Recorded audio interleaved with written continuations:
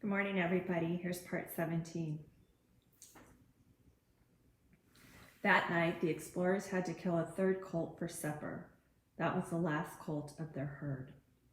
After the evening meal, Lewis checked the remaining supplies, then huddled with Clark, and the captains talked quietly. SeaMan padded over to Lewis and sat close to him, gently nuzzling his master's hand. I fear we are reaching a breaking point, Lewis said, his tone gloomy and his eyes downcast. What is our stock? Clark asked. I counted a few canisters of dried soup mix, a bit of bear oil, and 20 pounds of candles. Hardly enough to sustain the needs of more than 30 people, Lewis replied. Clark nodded. Of course we have our rifles and plenty of ammunition. Lewis frowned. The guns are little use in this country where there are scarcely any animals to be found. When we hunted on the plains, the land yielded a feast. But up here, we're fortunate to find a few small grouse, some squirrels, and a couple of jays. In these mountains, the land yields famine. And the men are exhausted, Clark agreed sadly. I find myself growing weak and lightheaded for want of food. The captain sat still, each deep in his own thoughts, and the only movement was Lewis's hand rhythmically stroking SeaMan's fur. Small comfort, perhaps, but in the absence of others, the touch provided some relief for the heavy thoughts weighing down the captain's mind. Perhaps we should kill one of the packing horses as food, suggested Clark. Lewis shook his head. No, that would mean abandoning some of our baggage.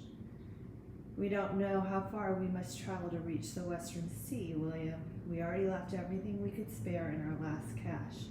What remains is essential. Clark nodded and frowned. It's 5 days' travel back to Bitterroot River, Meriwether. I don't think we'll have the strength to make it, he said flatly. I'm not suggesting we turn back, Lewis spoke in a shocked voice. His face became a stone mask of determination. Unthinkable. I would prefer to die than to quit. Agreed, Clark said simply. He looked around the camp, but there are other lives to consider here, Meriwether, not to mention information and a wealth of information. Our field notes and journals, the specimens for science back east.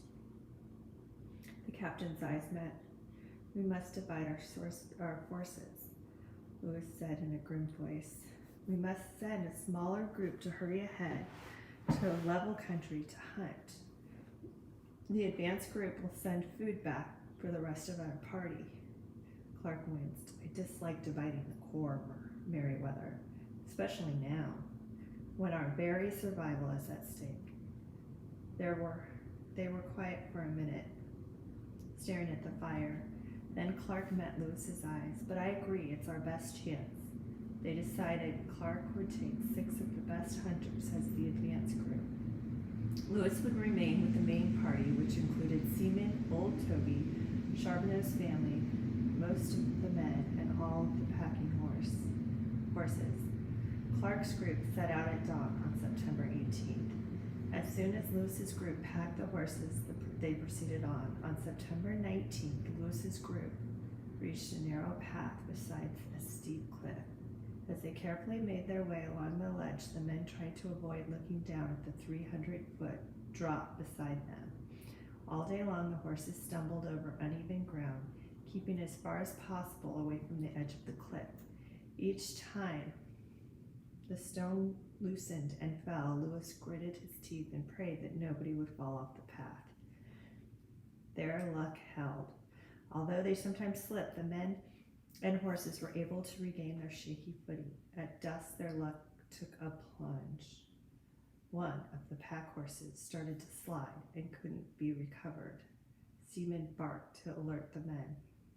Several of the men dismounted and edged toward the horse in trouble, but they were unable to reach the animal. They watched helplessly as the horse rolled down and down and landed with a great splash in the creek at the bottom of the cliff. The men scrambled down the slope to save what they could. Quickly they untied the horse's load. Then they watched, amazed, as the animal rose shakily to its feet. The men shouldered the horse's load and led the trembling but unhurt animal back to the steep path. Whew. The next morning, it was a silent group that plodded behind old Toby. The hardship of the journey, the constant cramp of hunger, the extreme physical exertion, the fear of death in these mountains were straining the explorers to the limits of their endurance. Suddenly, SeaMan pushed his nose into the air and sniffed deeply. He dashed ahead of the group, then returned and pranced excitedly around the legs of Lewis's horse, barking. Lewis hurried ahead, curious about what SeaMan had discovered. There he found the most welcoming sight. A big bundle of fresh meat had been tied to an overhanging branch. Clark advanced group had killed a wild horse and left some of the meat for Lewis's party. A twig was sticking out of the bundle with a note on the end of it. Lewis leaped off his horse and grabbed the note. It told him that Clark's hunters were moving swiftly towards level ground. As soon as they were out of the mountains, they would begin hunting. Lewis shut his eyes and whispered, "Thank you, Lord." The group immediately started a fire to prepare the food. Oh, the smell of roasting meat. The explorer's mouth watered. 2 long threads of drool dangled from SeaMan's jaw. The food lifted the group's spirit even before it filled their bellies. SeaMan darted around the camp, retrieving a stick tossed by Shannon. York made a lightning-quick grab at the stick when SeaMan ran past him and teased the dog into a tug of war. But the supper pot was about to boil over, so York gave up and let SeaMan have the stick. SeaMan played with Shannon until supper was served. He wolfed down his share, but nobody objected.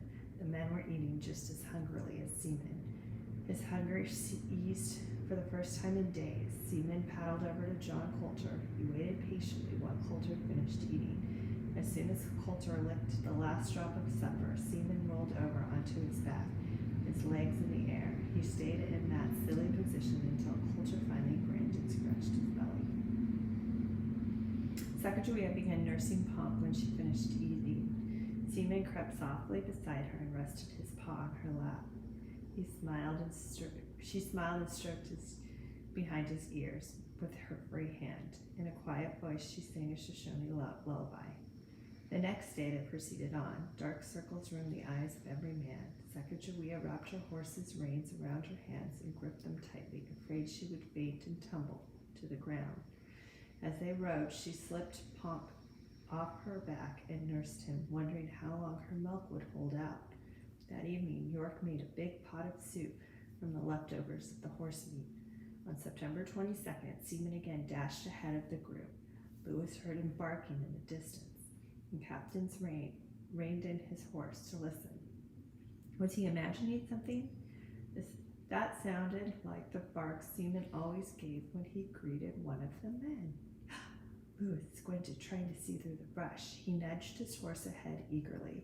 In a few minutes, Lewis's face opened into a smile as wide as the western sky. One of Clark's hunters was running towards them, with SeaMan prancing along beside him. The hunter carried a big pack on his back. Lewis jumped off his horse and clasped the hunter's shoulders. Captain Clark and the advance group are in the Indian village, the man announced breathlessly. It's only 7.5 miles from here. He slipped off his pack and revealed its treasures to Lewis. I've got plenty of dried fish and roots here. Captain Clark wanted me to bring you this food as soon as I could. I ran most of the way up this trail. Lewis patted the fellow on the back and ordered a fire to be prepared. His group was weak from hunger. They would eat before they made their way to the village. As Lewis ate, he reflected on the events of the last few weeks. Since leaving their camp at Traveler's Rest, the explorers had covered more than 150 grueling miles in 11 days. They had made it across the Rocky Mountains. The starving time was over. That evening, Lewis's group straggled into the Indian village. They were cold, ragged, and worn out. Their horses looked like walking skeletons with matted fur stretched over bones, but the men's faces were radiant. They had crossed the western mountains and lived to tell about it. Curious Nez Perce Indians came out to greet the newcomers.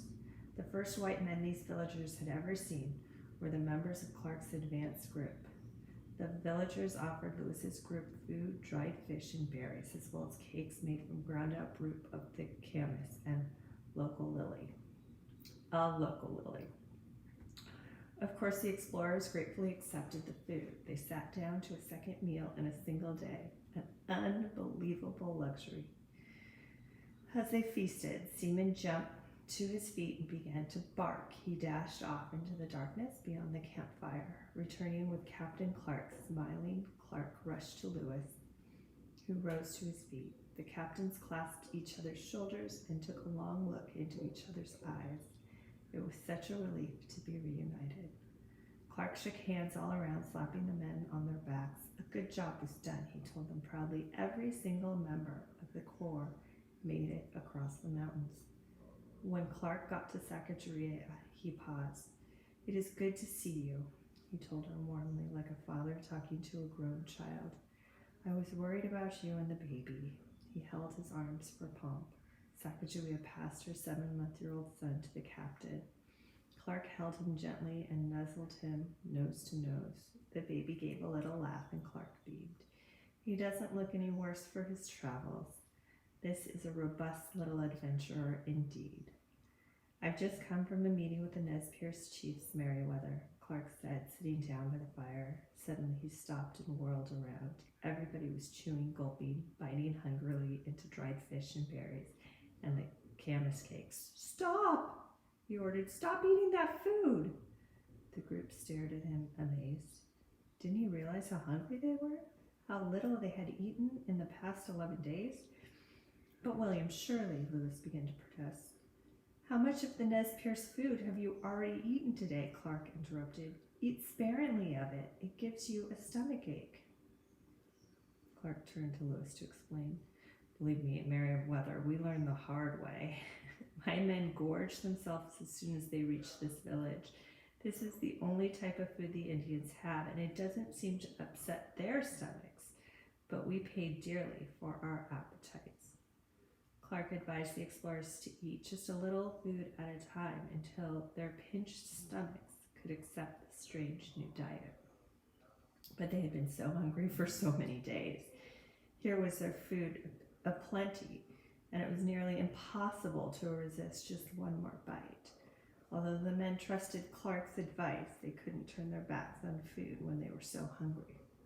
In a few hours, the explorers understood Clark's warning. First, their bellies began to bloat. They went to sleep with upset stomachs and awoke at night with cramps. By morning, the cramping was severe. In a few hours, the vomiting began. That was followed by diarrhea. The symptoms continued through the next day. These men who had been so hungry couldn't stand the sight of food. For that matter, their stomach's pain was so severe they couldn't stand it all. Even SeaMan got sick. He walked weakly to the edge of camp and nibbled on grass until he vomited. Then he padded back to the explorers, swaying with each step. All around him, men were lying on their bedrolls, moaning. It had taken 11 days and near starvation to cross the high mountains. It took many of the explorers longer to recuperate from their first food west of the Rocky Mountains. Okay, we're going to stop there. So I hope you guys have a great weekend. There's no post on Monday. Happy Memorial Day. But we'll start chapter 11 on Tuesday. Bye.